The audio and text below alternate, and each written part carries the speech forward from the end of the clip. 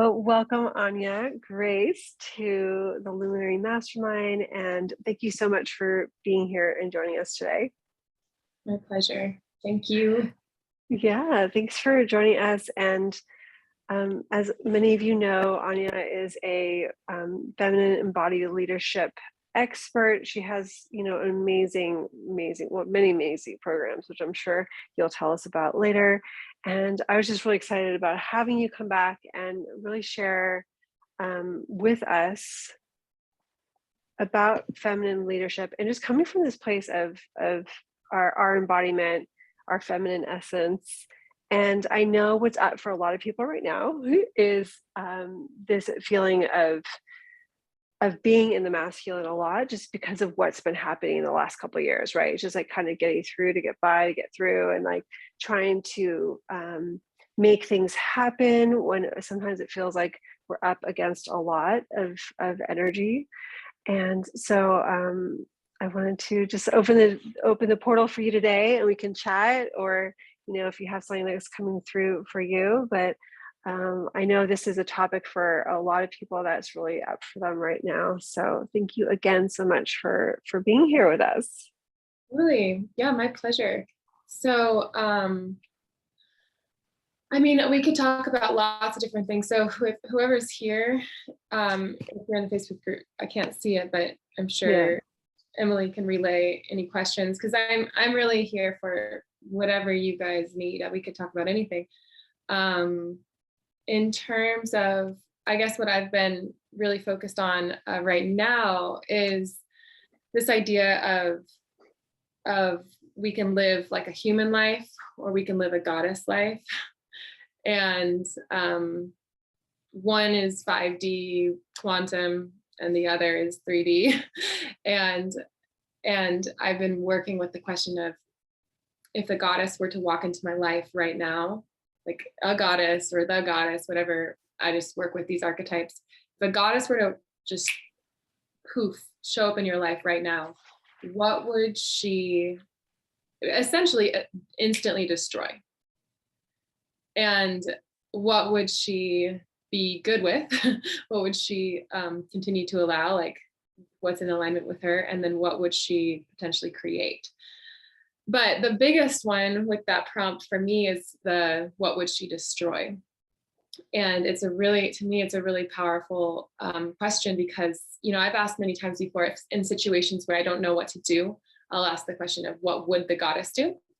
And usually she shows me what the divine feminine response would be, whether it's to communicate in a certain way or completely step back, or who knows what. The energy to feel inside, she will show it to us. But this idea of the goddess poofing into our life and looking around and being like, okay, well, what would she destroy? And for me, every little detail really matters in my life. And that comes down to the blankets that are in my house, and the candles, and the clutter, or every little thing matters. And when I bring that vision of the goddess coming into my life, it's very clear what does not belong in my divine feminine life.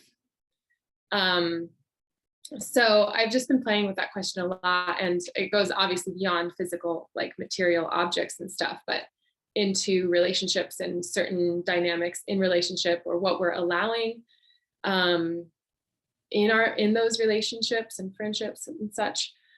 So anyway, that's just something that I really love practice. I really have been enjoying using that as a practice right now. And yeah. I love that, because it's such a it's such a truth-telling moment. It's like, okay, let's get down to it. It's like cutting through all the facades, and okay, let's just get down to okay, what's really happening here. And I just love that approach. And so what inspires you in terms of, obviously, okay, with the goddess energy, she's multifaceted, is everything, right? So it's really interesting to me that you first go with destroy. That's the first initial And what do you find, like, okay, starting from that place, what do you find is not so empowering about that, or what really helps us like on the journey, like from starting from that place as opposed to like everyone wants to manifest, it's like, so it's Yeah. like, but starting from like, okay, okay, what are we doing before that? So can you like just riff on that a little bit? Like Oh what my gosh, inspires that's a that? great, thank you. I love that. Yes, I could riff off that. So absolutely. I mean, it's just, I think we've all experienced that, when things are out of alignment, there's a suffocation that's happening and we can feel it. So I think, on a personal level, let me just tune in for a second. It's really hard to create when we're building on a foundation that's not even us, or we are trying to build on something that doesn't fit us. So I think that's ultimately why the destruction comes first, is because it's the first thing she does. I mean, genuinely. Like, she walks into a room and there's injustice happening, and that's she doesn't just focus on love and light in that moment. She's like, she's destroying. She's taking things down that are not love and light, that are not truth. So I think that's the application here. One moment.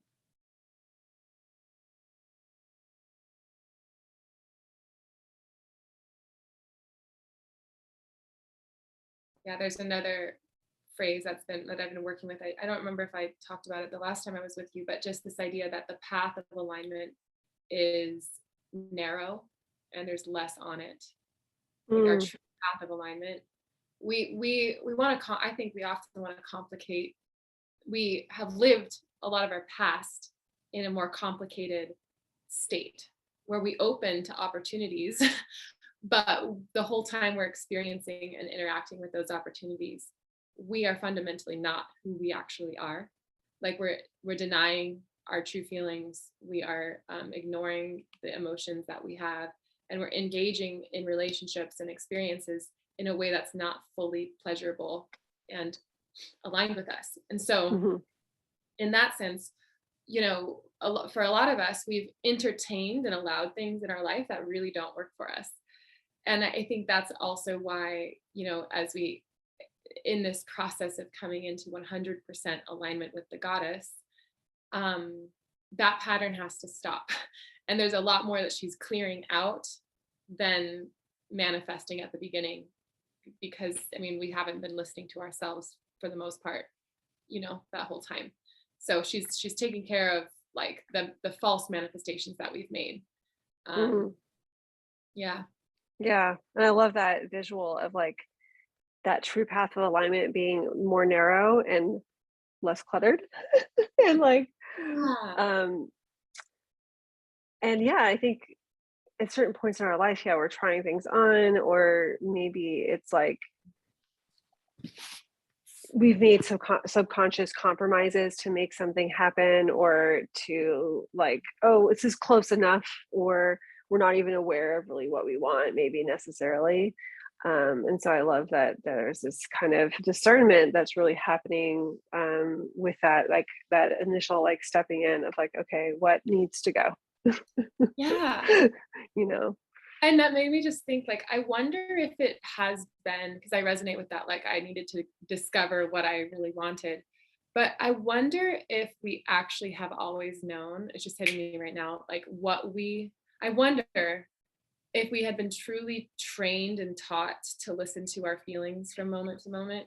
And like, to me, my feelings are at this point my inner guidance system. And if I'm not feeling good, it means that either a thought that I'm thinking or an action that I'm taking or not taking is not working and it's misaligned. And that's what's causing the feeling, the not pleasurable feeling, which is the message and the wisdom, Mhm, saying like, we're not on track, we're not in alignment right now.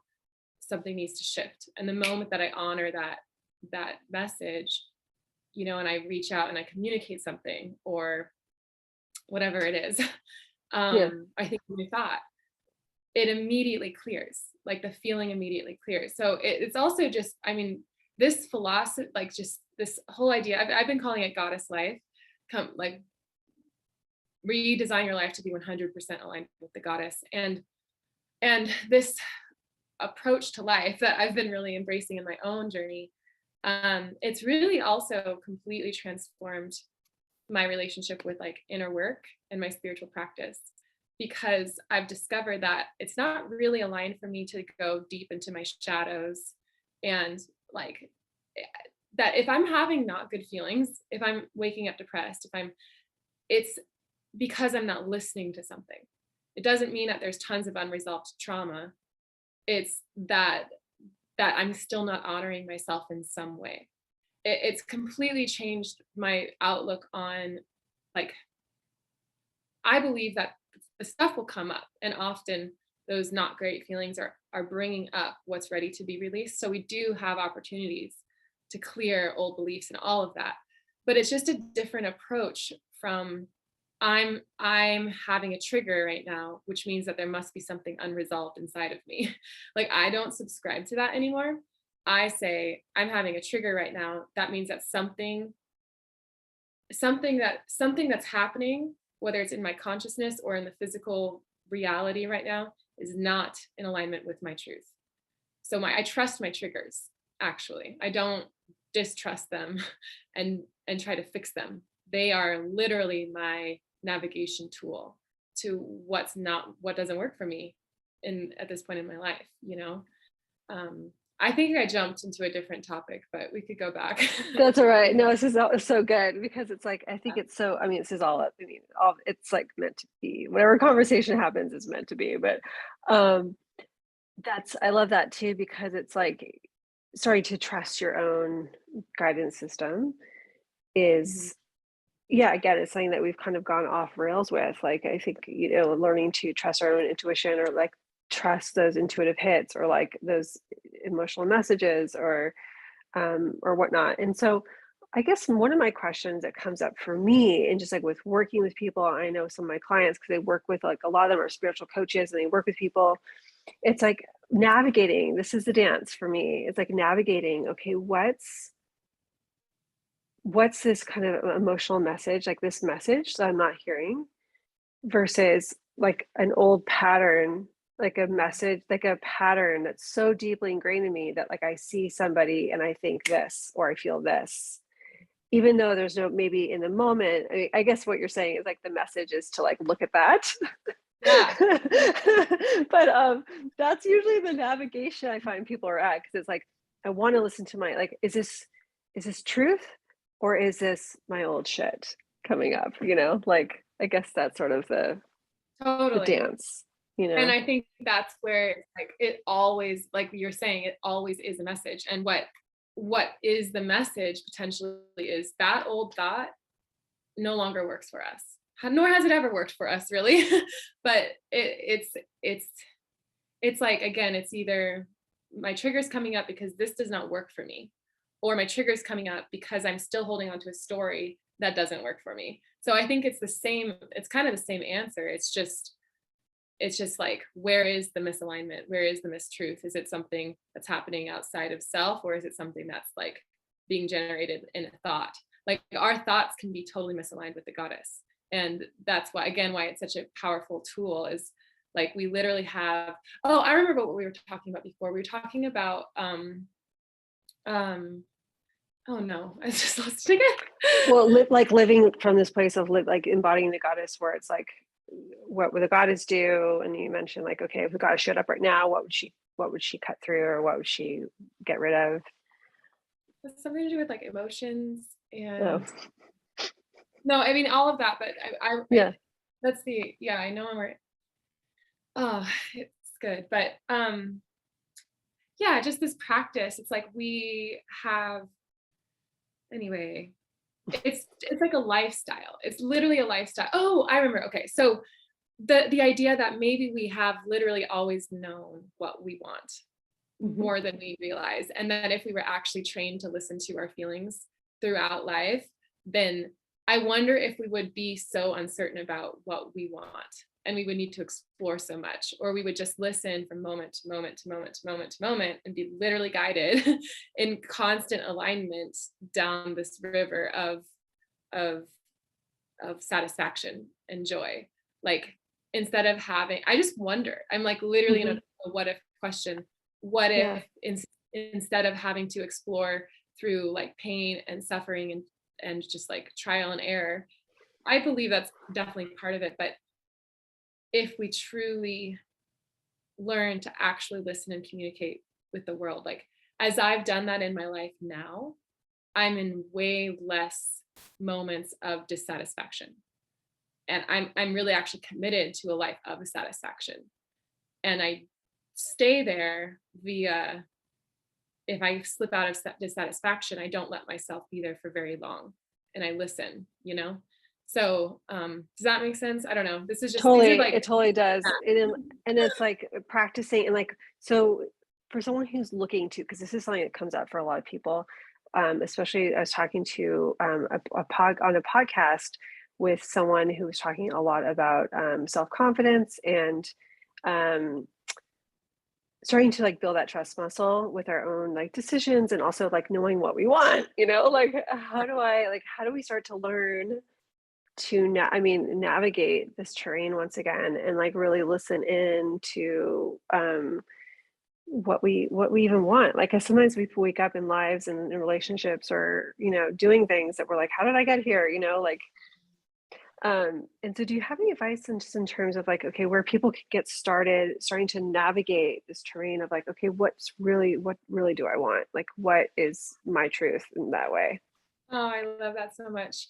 Yeah, I've been playing with this idea of like, we can manifest from the inside out, or we can manifest via what spirit is literally downloading into us. And I, at this point in my life, am more interested, like, so like the law of attraction, for example, Abraham Hicks, for a long time I got the whole idea of like thinking positively, but I had a hard time with it because I didn't always think positively. And I knew that if I wasn't thinking positively, I almost spiral out and feel uncomfortable because I was like, well, I know I shouldn't be thinking these thoughts, but I'm thinking these thoughts, and and now it's a different lens where if I am noticing that I'm having negative thoughts and those are generating negative feelings, then the negative feelings are proof to me that that thought is not my truth. So instead, in that moment, I ask, okay, well, this thought doesn't feel good. Therefore, it's not the truth. Therefore, it's not aligned with me. What thought does feel good? And I literally do this thing where I like search. I search for a new thought and I try different thoughts on. Like, let's say something with love and relationship, and you're perseverating over like this possibility and it's not feeling good. Well, what thought does feel good? What if there was this outcome? And instantly you shift, like when you think that new thought and you realize that, okay, that thought makes me feel peace and calm, I'm going to stick to this thought because it's my spirit is giving me evidence via my energy right now that this thought is truth, because my truth always feels good, not truth feels contracted. So it's like this discipline of not trying to not have negative thoughts, but notice how, like, try on different thoughts and notice how it feels. So that being said, with this question of how do people like really connect to what they want, I've kind of been practicing this in my life where I spend unstructured time in my imagination, just thinking and just visualizing and imagining a future for myself that feels good. And there's reoccurring thoughts. I have visions of my house. I have visions of my family. I have visions of the land. I have visions of the way I live and be and walk and dress, all these things. But they have come to me. They've come from like this external, like they are in my subconscious mind, but it's almost like the idea dropped into me, because where else would it have come from? It just came. It's like when you think of your dream house, maybe you've picked up little pieces of what you've seen, but it's probably nothing we've actually ever seen. So where does that come from other than like inspiration and spirit? So I have found it to be more powerful to spend time imagining than writing down what I want and the manifestations that I want to create. I'll do that with specific kind of goals and declarations. But in terms of my vision for life, my practice has become more about bathing in vision and imagination that feels wonderful. I love um, that too, because it's like you're bathing in the energy of it, which is really what yeah, manifesting is about. It's like yeah. it's embodying the energy, right? And so whatever's aligned with that will start to like come into alignment with you or whatever. Yeah. um yeah, that's really powerful. And I love the idea too of like, yeah, using the power of our visual our imagination to create something that feels like super aligned, as opposed to like looking outside ourselves for those visual triggers that, like, sometimes even with like a vision board, I feel like sometimes it can be feel a little forced. Yeah. Yeah. Especially if you do the vision boarding process. Like I have a really specific way that I teach vision boarding where it's like, I really don't encourage people to pre-plan what's going to be on their vision board. Lots of people do it different ways, but Yeah. I think a really powerful way to do it, and I bet you do it this way too, is it's just like, it's literally just going through magazines and picking out images that make you feel good. That's it. And it may not even make any sense. Like it may not be what you planned, but why does this image speak to you? There's something about the resonance of it that matches like a desire on the inside that you may not even realize. And then it's like when the board is done, we actually can learn about ourselves rather than like, yeah, like you're saying, projecting what we think we want and forcing what we want on the board. It's very different. There's Duke. Yeah. Oh, hi, Duke. Oh my gosh, what a handsome guy. Like He's a dog tie. talking on. I'm like, oh. He's a tie. Oh, what a sweetie. Yeah. Well, I love too the idea, like just circling back then to also from this way of living, like as you're speaking to like embodying the goddess as like as a way of being, it's like when we start to be in that energy more, it's like you're tuning in more to also that kind of the energy of the divine feminine in all of the forms, right? And so like maybe with the vision board, we're speaking a little bit more to the part of the goddess that like brings things into being. And so I know we spoke about there's like there's sort of like the different phases of the goddess, right? So I know we spoke about like the sword cutter like coming in. what Mhm. would what would she Yeah. destroy here? And then we're just kind of touching on this idea of manifestation. Do you also work with this energy of like sustainability, like the Lakshmi energy of of um like what needs to be cultivated, like that kind of energy? I've never been asked that question, and I like that. I would say the way I apply that in that kind of energy into my life is it's like it's a constant infusion of energy into everything that matters to me, Mm. everything that matters in my life, everything that is literally matter in my life. So yeah, it's like I think what that looks like to me, if I were to apply this question, it's it's like with my animals, for example, like tuning into what they just knowing where I'm at in that relationship with them. Where are we at? Are we in alignment? Are we not in alignment? What would create an even higher level of alignment for all of us? Sometimes I fall short, but I know what I'm committed to, which is 100% alignment in every area. And it doesn't mean that that's going to happen in every second, but that's what my standard is. So that's where I'm continuously elevating to. Another thing is just like in like my physical things. I talk about this a lot because it really does matter to me, no pun intended, that like I infuse love into my physical surroundings all the time. And I think women do. I think we naturally do, because we are so, Alison Armstrong talks about it as like diffuse awareness, where we may be in a conversation, but if there's, as she just says, like if there's curtains that are butt ugly, they're telling us we are ugly and we cannot help but note, like hear them speak. And we're aware of that, as we are Mhm. aware of the conversation, but we're also aware of the environment. And this Mhm. is like our power, because we are the fillers. We are the we well um yeah, we're the gatherers, we gather, and we're in charge of the little pieces that come together and weave together. Like that's our job, that's our nature. So Mhm. anyway, I on a regular basis, like I'm constantly tuning into my environment, I will say, and checking in with what the vibration is. Does something need to be thrown away? Does something need to exit the space? Does something need to be brought in?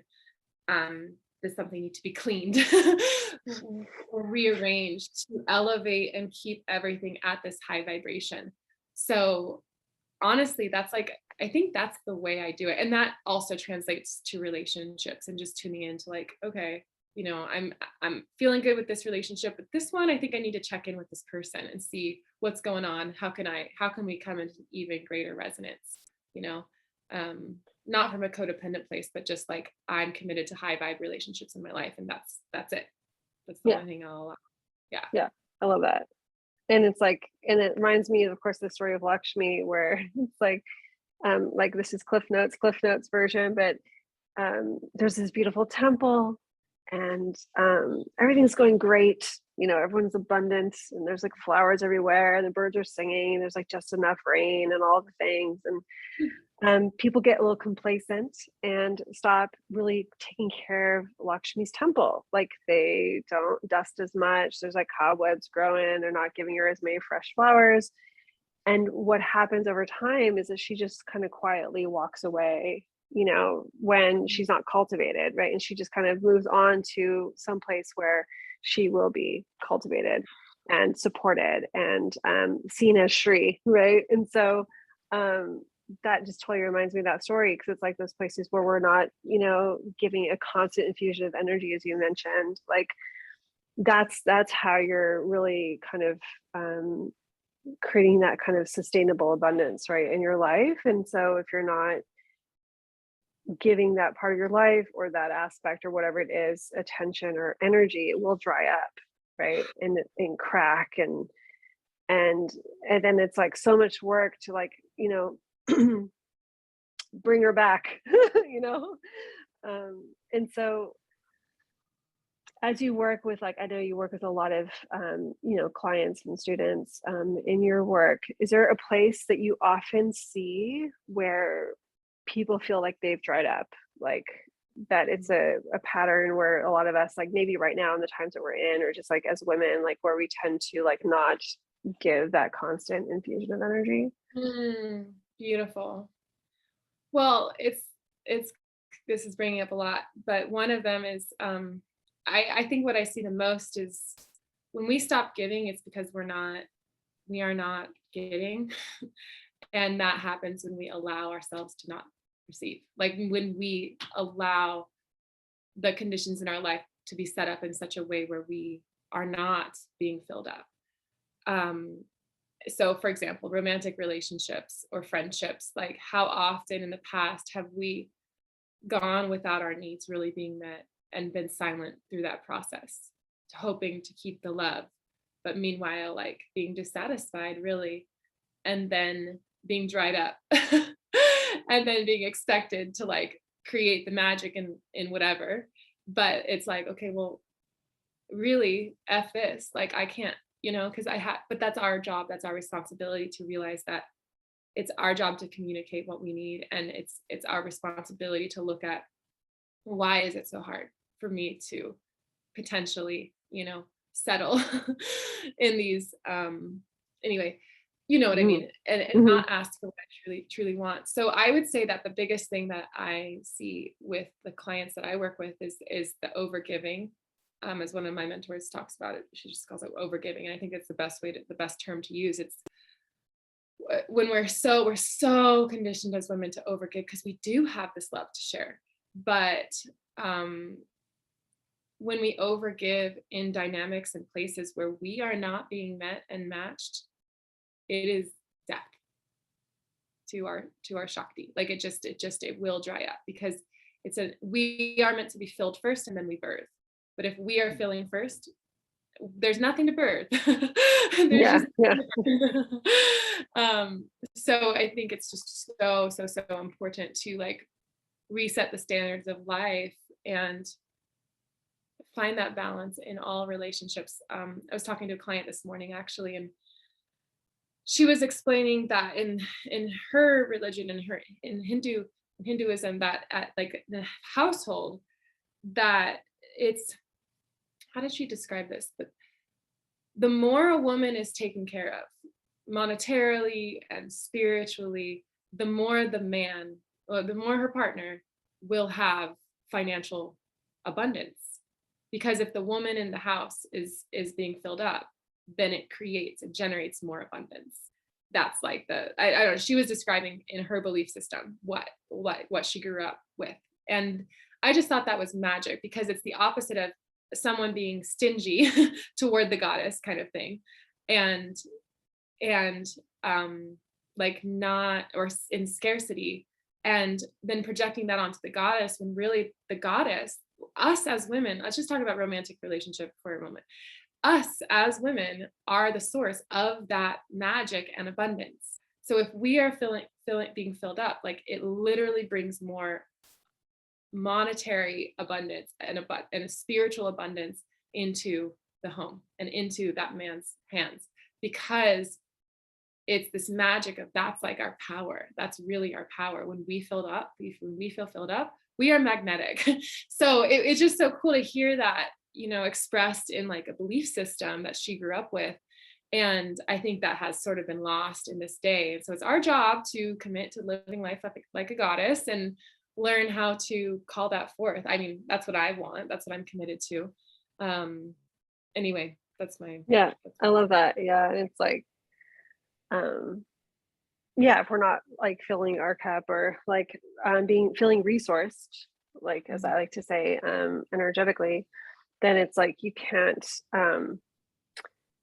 Not only are we not able to really fully show up in the ways that we want to show up, but also I feel like sometimes we live in a little bit of this kind of triggerland when we're not resourced and we're not being, like you said, like being energetically met, where it's like, because we don't have like what we need. It's like everything's getting,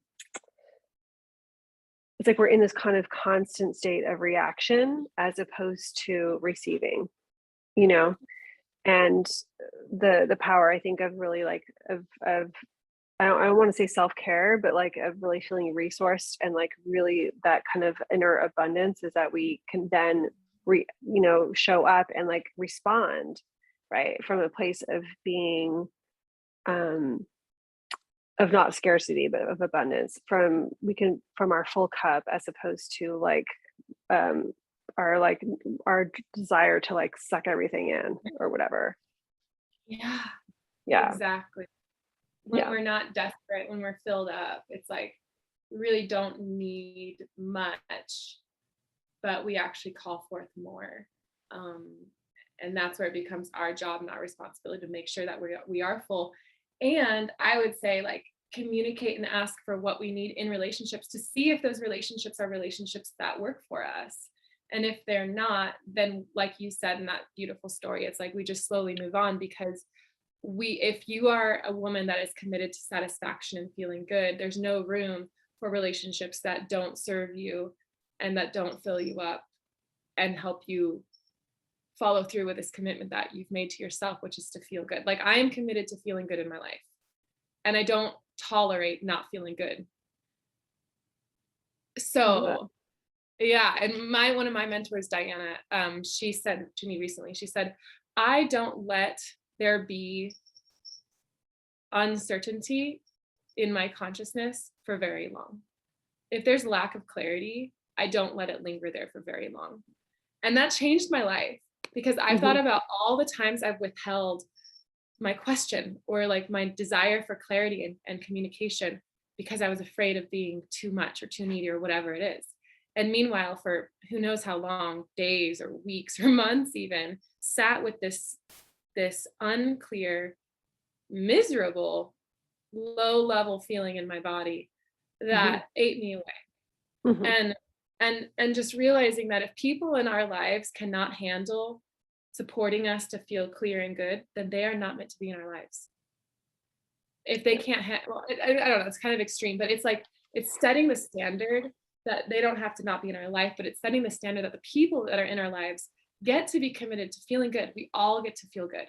And when we train the world around us to treat us in a way that feels good, then we also give them the opportunity to truly ask for what they need. Um, and anyway, that's like the level that I'm working on being in my own existence. It's really scary, honestly. It's really quite like I personally feel on edge a little bit It's as I edgy and step. sweaty.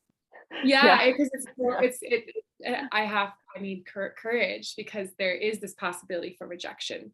But I'm realizing that the only person they would be rejecting is my true self. And if I am being rejected for my true self, then that's good because I don't want to be my false self just to be in a relationship. Mhm. I love that so much. And I love the idea too of being, I don't know if I first heard this from like Amanda Francis or something, but being energetically unavailable for Mhm. certain things. Like, I feel like there's a maturing that happens with the goddess energy where it's like you draw this line where it's like, I'm just not energetically available for that anymore. Like, I've been there, I've done that, like, and I know the consequences. Mhm. And so it's like it's easier, I think, to draw that line with sweetness and clarity, perhaps, but like just knowing like I'm just not energetically available for this anymore, or for that, or for this conversation, or for like even engaging. There's certain things I don't even engage with anymore because I'm just like and I just say to myself, Yeah. not energetically available, you know? And that's the living life on that narrow path. It's like it is more narrow, there's less on it, but it's what I was uncovering with another client the other day is it's like it's literally, it might be narrow, but it is vertical, like it's a straight connection to the divine. And it is magical, that path of like you honoring you and Mhm. staying in the pocket of truth and divinity and alignment. It's like everything opens up. Actually, it's a lot bigger. It's actually a lot bigger Mhm. than the 3D messy path. It's actually everything, like the universe and infinite open up to us. And anyway. Yeah, it's powerful. Yeah, I love that. Like being in the pocket of the energy and staying in alignment. So, okay, last questions here as we sort of like wrap our time together, and then I wanted just to talk to you a little bit about what you have coming up. But Mhm. um, in terms of staying in alignment, I know we've obviously touched on a lot of this, but what are some of those ways that for those of us who've been feeling out of alignment or like circumstances have happened, and like, I mean, this life that we're in right now is like, such a ride, Yeah. getting back into that alignment. I mean, I know you have whole courses that do this, but um helping people like just step back into alignment as they show up, like people in this program, most of them are coaches, or yeah, most of them do some sort of form of coaching and supporting other people. So do you have any advice for like, okay, how can we just like start to take those steps to like refine what's in alignment for us, or to stay in that pocket, or anything like that Yeah, come I up for would you? say the first thing is knowing, like, if you don't feel good, something's not feeling good. You deserve to feel good. And so it's getting committed to feeling good and knowing that you're worthy of that, and it's like training yourself to get committed to it no matter what, no matter who falls out of your life, no matter what. The deeper you commit to feeling good, the more beautiful everything's going to feel. And like we don't actually have to have a lot of lack of clarity and dissatisfaction. Like, we can live a fairly satisfying life when we break it. All of this forces us to break codependent patterns as well. Because when we prioritize our feelings above the feelings of others, I mean, that might sound weird, but when we're so trained to prioritize other people's feelings, we become responsible for them, and that is not a healthy relationship, no matter what, ever. And yeah, so it's like getting back in your lane and realizing the best gift I can give the world is to communicate with the world how to be in relationship with me. Money, family, kids, pets, stuff, romantic partner, for all of it. We train the world by knowing how to be in relationship, like with our, yeah, we train them to be in relationship with us in a way that actually works for us. So if you're feeling not good and you know you're out of alignment, honestly, I would say the first thing is just recognizing that you're meant to feel good. So we get to get committed to making that transformation, whatever it takes.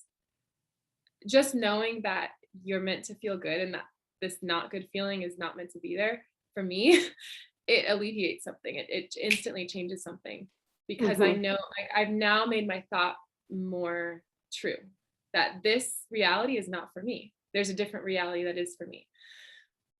Okay. And now the job is, okay, what is that reality? What reality does feel good? So that's then going into, okay, you're freaking out about money. Well, what is the story that you're telling yourself and repeating and cycling that is not making you feel good? All right. That's not the truth. That story is not true. What's a story that does feel good? And when you find it, lock into it. Dig your heel. I use this vision, envisioning the goddess. She's digging her heels into the earth.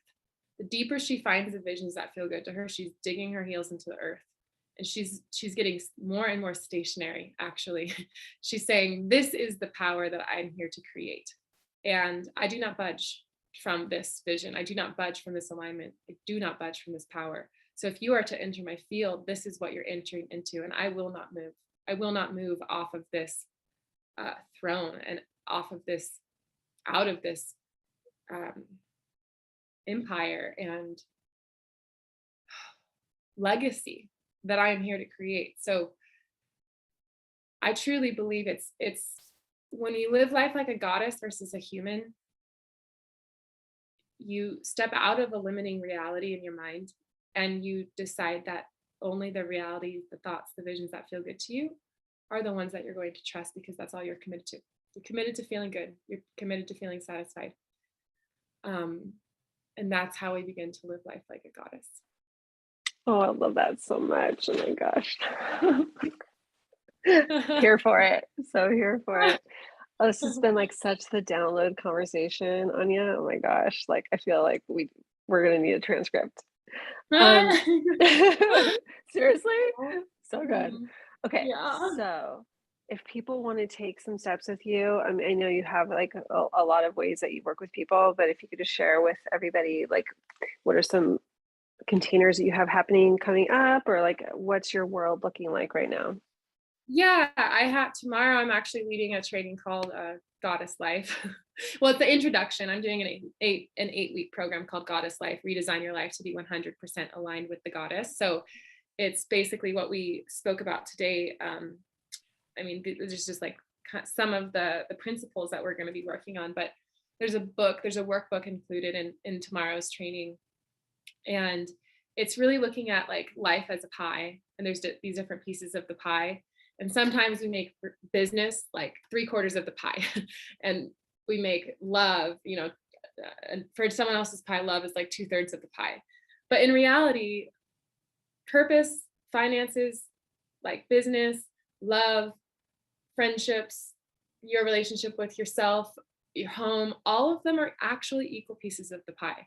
But sometimes we've indulged one area and made it more important. And so it's really this process of getting every single area of your life to be in alignment with the goddess, where she would show up and there's nothing that she would change. There's nothing that she would have to shift about those parts of your life. So that's a part of the workshop tomorrow.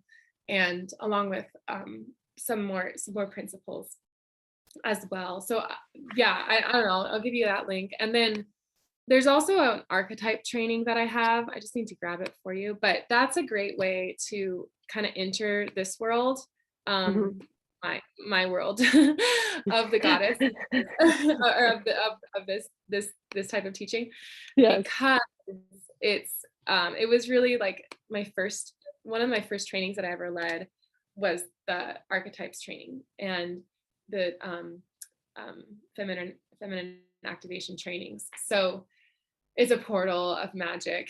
And if you did those and then tomorrow's training, it would be a really powerful mix. So that first link is to the quiz that can, if you go all the way through it, you'll be led to like the level 1 feminine activation trainings. And then there's 2 more levels after that. And then I'll just give you guys, I have a coupon for tomorrow's training. The quiz is free. Tomorrow's training, I'll give you a coupon for it. So anyway, those are what I have. I mean, that's like the most immediate gift I can or kind of offering I have to give. And tomorrow, if you do the training tomorrow, you'll also learn about the 8-week mentorship too. So yeah. I'm muted. Awesome. Thank you so much. Yeah. And I'll make sure that I email everybody this too, so they have a copy and they know what's happening tomorrow, and make sure they can watch the replay today. And thank you so much for just joining us here and sharing your wisdom. Yeah. And always so like download filled. So thank you so much for being a part of the conversation and for sharing your wisdom with everybody. My pleasure. Thank you. Yeah. I love talking to you, and I can't wait to like hang out, or I don't know. I miss you. I know. We need to get you back in California, or I need to get to know you. Oh my goodness. All right. Well, thank you so much. Thank you, everyone. I'll talk to you soon. Thank you. Bye.